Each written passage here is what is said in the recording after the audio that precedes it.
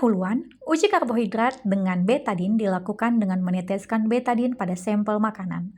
Jika warnanya berubah menjadi biru kehitaman atau ungu tua, itu menandakan makanan tersebut mengandung karbohidrat atau amilum. Uji ini bekerja karena betadin mengandung iodin yang akan bereaksi dengan amilum. Uji lemak adalah metode untuk mendeteksi kandungan lemak pada suatu bahan makanan dengan melihat apakah bahan tersebut meninggalkan noda transparan pada kertas. Tujuan praktikum mengidentifikasi bahan makanan yang mengandung karbohidrat dan mengidentifikasi bahan makanan yang mengandung lemak.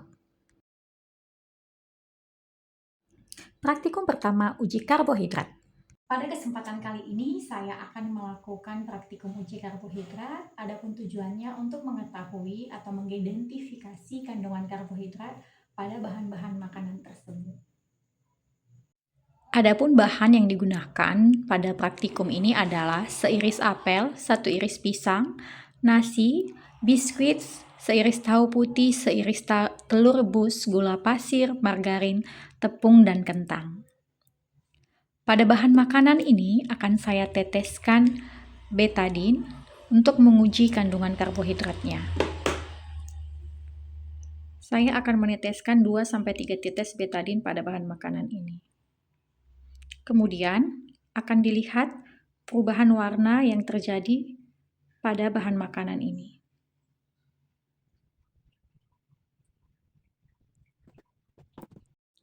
Setelah ditunggu beberapa menit, dapat kita lihat terjadi perubahan warna pada beberapa bahan makanan ini. Yang pertama, pada apel tidak terjadi perubahan warna, dan kemudian pada pisang terjadi perubahan warna biru keunguan, dan pada nasi juga terjadi perubahan warna biru keunguan. Kemudian pada biskuit terjadi perubahan warna biru keunguan. Pada tahu tidak terjadi perubahan warna. Selanjutnya pada telur rebus bagian putihnya tidak terjadi perubahan warna. Begitu juga pada gula tidak terjadi perubahan warna. Kemudian pada margarin tidak terjadi perubahan warna, dan pada tepung terigu terjadi perubahan warna biru keunguan. Selanjutnya kentang juga mengalami perubahan warna biru keunguan. Berdasarkan hasil praktikum ini diperoleh kesimpulan bahwa pada uji karbohidrat dengan menggunakan betadin pada beberapa bahan makanan, didapati bahwa makanan yang mengandung karbohidrat akan menunjukkan perubahan warna biru keunguan, contohnya pada bahan makanan pisang, nasi, biskuit, tepung terigu, dan kentang. Praktikum selanjutnya, uji lemak. Berikut adalah beberapa bahan dan alat yang digunakan dalam praktikum ini. Yang pertama, ada minyak, air, margarin yang telah dicairkan, santan, susu, ada kertas coklat yang telah dilabelin, kemudian ada pipet tetes, kemudian ada wortel, kacang tanah, seledri, pepaya, biji jagung, kemiri, dan juga singkong. Kita ambil air, kemudian kita teteskan pada kertas coklat yang sudah kita beri nama air.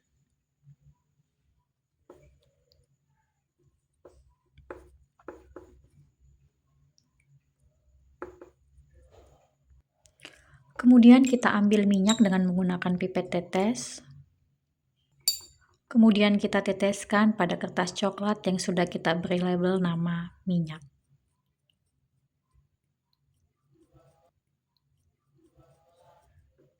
Kita tunggu sampai 10 menit. Setelah dibiarkan 10 menit, kemudian akan kita amati.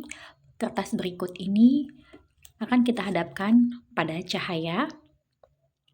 Ternyata kertas yang ditetesi minyak akan meninggalkan bekas seperti ini, sedangkan kertas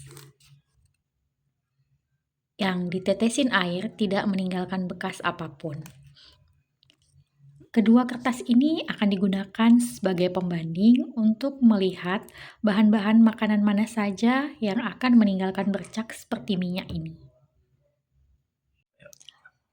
Kemudian kita akan melakukan pengujian pada bahan makanan yang ada di sini. Pertama kemiri, Pertama, haluskan kemiri, kemudian digosok-gosok pada kertas coklat ini. Nanti akan kita lihat apakah dia meninggalkan bekas seperti minyak.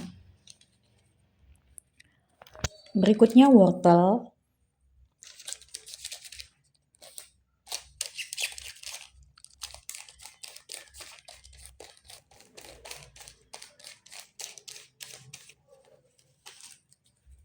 Berikutnya kacang tanah.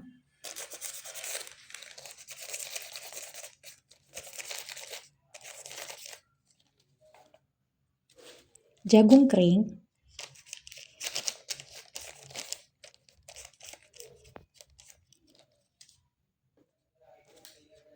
Kemudian margarin. Kita ambil margarin dengan menggunakan pipet tetes, kemudian kita teteskan pada kertas coklat ini.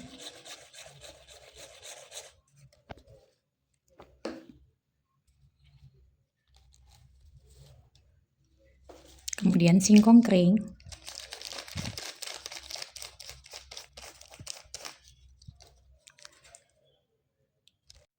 Kemudian santan, kita ambil santan dengan menggunakan pipet tetes.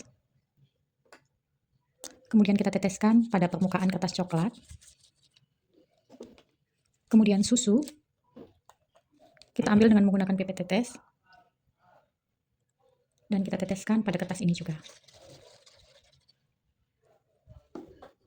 Kemudian pepaya,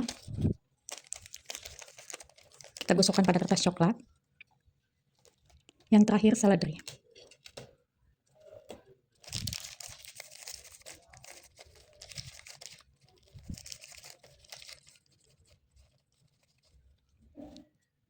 Kita tunggu beberapa saat kertas-kertas yang sudah digosokkan oleh bahan-bahan makanan tadi. Kemudian kita akan mengecek apakah kertas tersebut meninggalkan bekas seperti minyak atau seperti air.